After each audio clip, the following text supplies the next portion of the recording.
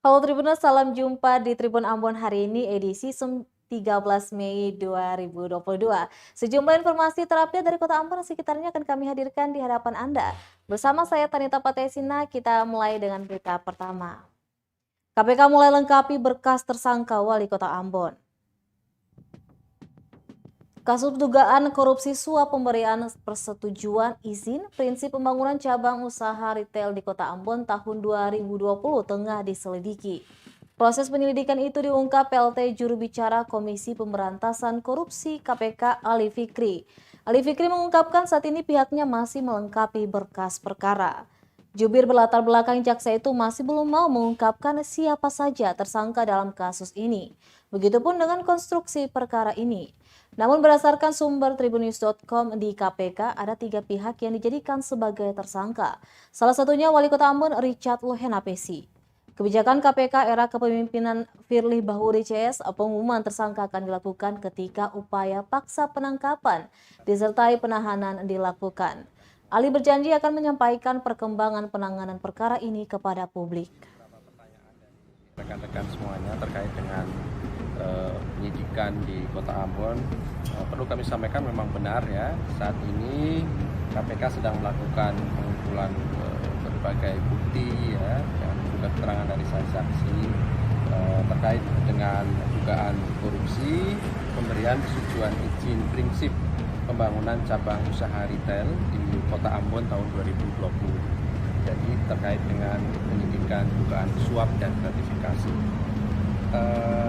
Untuk informasi lengkap perihal siapa pihak-pihak yang kemudian ditetapkan sebagai tersangka, kemudian pasal-pasalnya dan konstruksi itu tentu nanti kami akan sampaikan ya pada saatnya ketika proses penyidikan ini cukup dan kami pastikan melakukan upaya paksa penahanan terhadap para pihak yang ditetapkan sebagai tersangka dimaksud. Namun demikian tentu setiap perkembangan dari kegiatan penyidikan ini kami pastikan selalu diinformasikan kepada masyarakat dan berharap juga ikut mengawasi proses penyidikan yang sedang kami lakukan ini.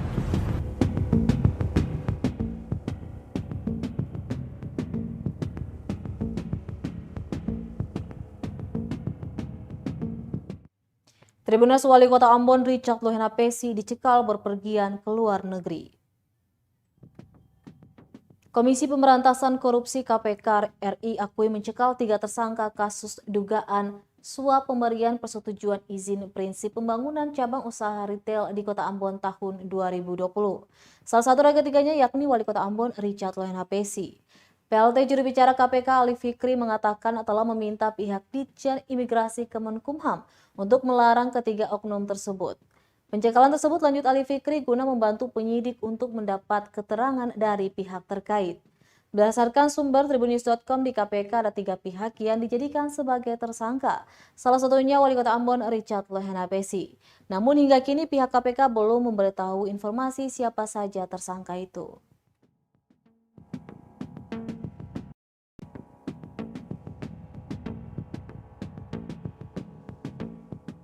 Perlu juga kami sampaikan terkait dengan kegiatan pendidikan di Kota Ambon ini, KPK juga telah meminta pihak Dirjen Imigrasi, ya, Kementerian Hukum dan HAM untuk melakukan larangan bepergian ke luar negeri terhadap beberapa pihak yang terkait dengan perkara ini. Ya. Setidaknya ada 3 orang yang dilakukan cekal bepergian ke luar negeri, namun sekali lagi identitas tentu belum bisa kami sampaikan. Nanti kami akan sampaikan setelah kami umumkan secara resmi tentunya ya yang dimaksud. Pencekalan terhadap 3 orang ini diperlukan agar ketika dibutuhkan keterangannya orang-orang ini ada di dalam negeri dan kooperatif hadir memenuhi tim penyidik KPK. Baik, berikutnya kami. Masa jabatan tinggal sepekan, Lohenapesi Hitler belum bayar utang 90 miliar rupiah. Rekan-rekan wartawan. Terhitung 1 minggu lagi atau tepatnya 22 Mei, Masa jabatan Wali Kota Ambon Richard Luthenapesi dan Wakil Wali Kota Ambon Syarif Hadler berakhir. Di akhir masa jabatan, sejumlah persoalan pun belum diselesaikan, termasuk utang pihak ketiga sebesar 90 miliar rupiah. Menanggapi hal itu, anggota DPRD Kota Ambon Julius Toysuta berharap Luthenapesi Hadler memberikan perhatian serius terhadap realisasi pembayaran utang ke pihak ketiga. Menurutnya, masalah utang piutang menjadi tugas besar bagi Luthenapesi Hadler, karena bakal berdampak nama baik masa kepemimpinan mereka jika tidak diselesaikan. Diketahui 90 miliar rupiah ini mengalir ke 21 organisasi perangkat daerah lingkup pemerintah Kota Ambon. Penggunaannya untuk mendukung kerja kedinasan. Janji Pemkot Ambon melalui Badan Pengelola Keuangan dan Aset Daerah, BPKAD Kota Ambon segera membayar utang itu pun tak jelas. Awalnya Pemkot menjanjikan dibayar akhir tahun 2021, kemudian menggantung hingga awal Januari 2022. Hingga batas waktu yang dijanjikan, utang tak kunjung dibayar. Kemudian 27 Januari 2022 lalu, Kepala BPKAD Kota Ambon Aprias Gaspers di hadapan Komisi 2 DPRD Ambon berjanji baru bisa melunasinya pada Februari 2022. Tapi janji itu tak juga direalisasikan. Sampai pada pertengahan Mei 2022, belum ada kejelasan kapan hutang itu bisa dilunasi. Sumber daya manusia, memberdayakan ekonomi keluarga dan masyarakat. Perhatian kepada pemerintah Kota Ambon, dalam hal ini Pak Wali Kota, yang masa jabatannya hanya tinggal beberapa hari. Kalau bisa sebelum Pak Wali turun, meninggalkan tanggung jawab sebagai Wali Kota Ambon, bisa menyelesaikan utang-utang pihak ketiga yang cukup banyak ya. Karena memang pihak ketiga pengutang cukup besar. Jadi kalau bisa harapan kami setelah ini mungkin sebelum Pak Wali turun, Pak Wali bisa menyelesaikan utang-utang pihak ketiga. Dan ada banyak persoalan sebenarnya yang menjadi PR Pak Wali itu. Jadi itu harapan kami sebagai anggota DPRD Kota Ambon khusus Julius Toysuta. Oke? Kota Ambon, saya selalu menegaskan bahwa penghargaan itu adalah Memiliki kekayaan 12 miliar rupiah, namun tak punya kendaraan, ini temuan di rumah dinas Luthenapesi. Tersangka suap pemberian persetujuan izin prinsip pembangunan cabang usaha retail di Kota Ambon tahun 2020. Richard Luthenapesi disebutkan memiliki kekayaan sebesar 12 miliar rupiah. Hanya saja dalam laporan harta kekayaan penyelenggara negara LHKPN, Wali Kota Ambon 2 periode itu tidak memiliki satupun kendaraan, baik sepeda motor ataupun mobil.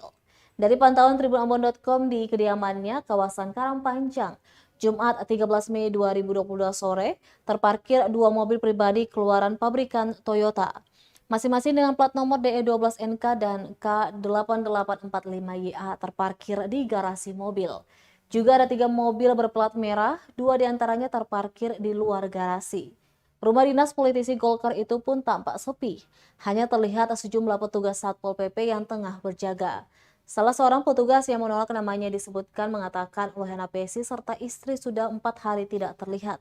Diberitakan Komisi Pemberantasan Korupsi KPK RI tengah menyidik kasus dugaan suap terkait pemberian persetujuan izin prinsip pembangunan cabang retail tahun 2020 di Kota Ambon. Berdasarkan sumber tribunnews.com, terdapat 3 tersangka dalam perkara ini. Salah satunya Wali Kota Ambon Richard Luthenapesi.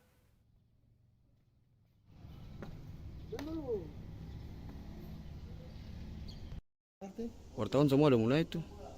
Ya, kalau datang kasih beli pemberitahu kasih kenal tuh. Nah, saya taruh nanti ada Kita beralih ke berita selanjutnya. Tribunnews berkas 3 spesialis jambret di Kota Ambon masuk ke jari. Unit Reskrim Polsek Sirimau akhirnya melimpahkan berkas dan tersangka IM kasus jambret ke Kejaksaan Negeri Ambon Kamis 12 Mei 2022 kemarin. Pelimpahan tahap 2 tersebut setelah Jaksa Penuntut Umum menyatakan berkas IM sudah lengkap. Demikian disampaikan Kasih Humas Polresta Ambon, Ibda Moyo Utomo kepada tribunambon.com Jumat 13 Mei 2022. Selain itu, berkas tersangka YM dan AM dengan kasus serupa juga sudah tahap 2 lebih dahulu pada bulan April lalu. Dengan selesainya tahap 2 kasus jambret ini, maka kini giliran kejaksaan yang mengadili mereka. Diberitakan 3 spesialis jambret yang kerap beraksi di kota Ambon akhirnya berhasil diringkus polisi. 3 pelaku penjambretan yang diamankan ialah YM, AM, dan berinisial IM, warga Wara, Kecamatan Nasirimau, Kota Ambon. Ketiganya terakhir beraksi menjambret tas milik seorang pengendara motor di Kebun Cengkeh.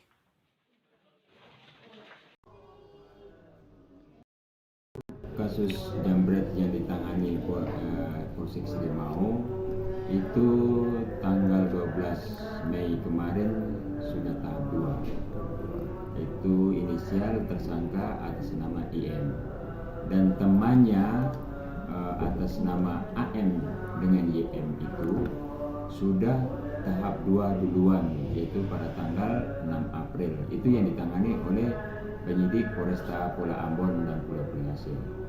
Dengan berakhirnya penyerahan tersangka dengan barang bukti ke pengadilan, maka selesailah penyidikan pada penyidik dan semua diserahkan kepada pihak pengadilan.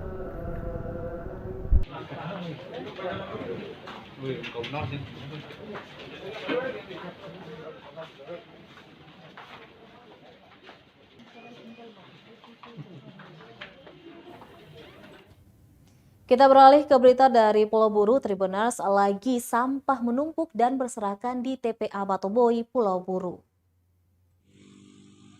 Kembali terjadi penumpukan sampah di tempat pembuangan akhir kawasan Desa Batoboi, Kecamatan Namlea, Kabupaten Buru, Jumat 13 Mei 2022. Pantauan tribunambon.com di lokasi pukul 12 siang, berbagai jenis sampah plastik dan bekas sampah rumah tangga kini tertumpuk serta berserakan di jalan kawasan TPA Desa Batoboi. Diduga adanya pembiaran atau kesengajaan oleh Dinas Lingkungan Hidup dan Persampahan Kabupaten Buru, sehingga sampah tersebut dibuang tak jauh dari badan jalan. Selain itu, kurangnya keseriusan pihak DLHP dalam menangani sampah di bumi bertajuk Bupolo itu, sehingga sering terjadi penumpukan sampah di TPA tersebut. Akibatnya pengendara yang melintasi kawasan tersebut merasa terganggu dengan pemandangan sampah yang hampir menutupi badan jalan. Dengan kondisi tersebut, para pengendara yang melintasi kawasan itu harus ekstra hati-hati. Bisa berdampak kecelakaan karena kondisi jalan sangat licin akibat luapan air dari sampah. Selain itu, bau busuk tak terhindarkan dan dapat menimbulkan penyakit bagi warga ketika melintasi kawasan itu. Sampah tertumpuk itu sudah hampir 1 minggu. Hingga kini belum juga dibersihkan oleh pihak terkait.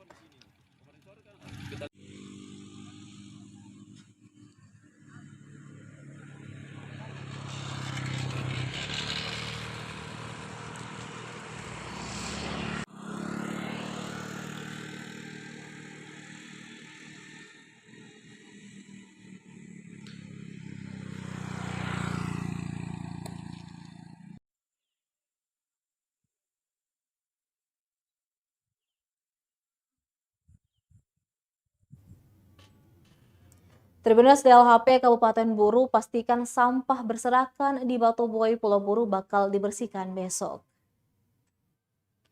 Dinas Lingkungan Hidup dan Persampahan DLHP Kabupaten Buru memastikan sampah yang berserakan di tempat pembuangan akhir TPA kawasan Desa Batoboi, Kecamatan Namlea, Kabupaten Buru akan dibersihkan Sabtu 14 Mei 2022 atau besok. Hal ini disampaikan Kepala Bidang Pengelolaan Sampah dan Limbah Bahan Berbahaya Beracun DLHP Kabupaten Buru, Dwi Dharma Tuan Kota. Dia mengungkapkan terjadi penumpukan sampah di lokasi tersebut karena beberapa hari kemarin jalanan licin akibat diguyur hujan. Menurutnya, jalan TPA Batoboi akan secepatnya dikerjakan sehingga tidak terjadi penumpukan sampah di depan jalan. Diberitakan sebelumnya kembali terjadi penumpukan sampah di TPA kawasan Desa Batoboi, Kecamatan Namlea, Kabupaten Buru hingga memakan badan jalan.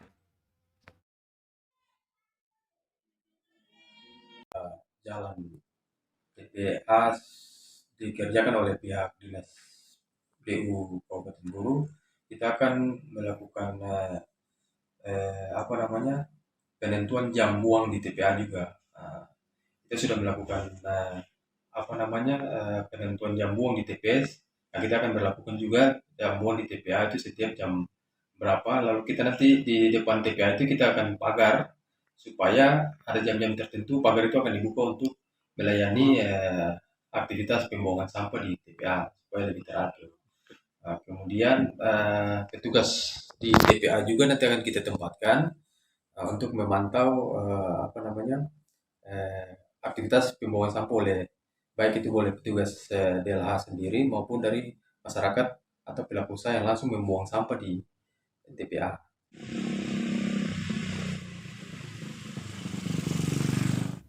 Selanjutnya, Tribuners pimpin upacara Hardiknas 2022. Ini amanat Sekretaris Daerah Maluku Tengah. Pemerintah Kabupaten Maluku Tengah menyelenggarakan upacara bendera dalam rangka memperingati Hari Pendidikan Nasional tahun 2022 di lapangan upacara kantor Bupati setempat, Jalan Geser Kelurahan Namayolo, Kota Maslohi, Jumat 13 Mei 2022. Sekretaris Daerah Rakib Sahubawa bertindak sebagai inspektur upacara membacakan amanat Menteri Pendidikan Nasional Nadiem Anwar Makarim. Dalam amanat itu, Mendikbud mengapresiasi semua pihak yang terlibat dalam bidang pendidikan atas segala dedikasi, ikhtiar, kepedulian, dan perhatian yang memberikan dan dalam memajukan pendidikan kedaerahan maupun nasional. Menurutnya selama 2 tahun terakhir banyak sekali tantangan yang dapat dilewati dengan baik. Lebih lanjut, tema Pendidikan Nasional 2022 yakni Pimpin Pemulihan, bergerak untuk merdeka belajar merupakan bentuk semangat bangkit kembali dan mampu beradaptasi dalam perkembangan zaman. Mengakhiri sambutannya yang dibacakan, ia berharap sekolah sebagai wahana atau sentrum pendidikan dapat menjadi tempat paling nyaman setelah rumah. Dan guru harus dapat menjadi orang tua yang baik, serta dapat memberikan rasa betah kepada peserta didik di setiap sekolah.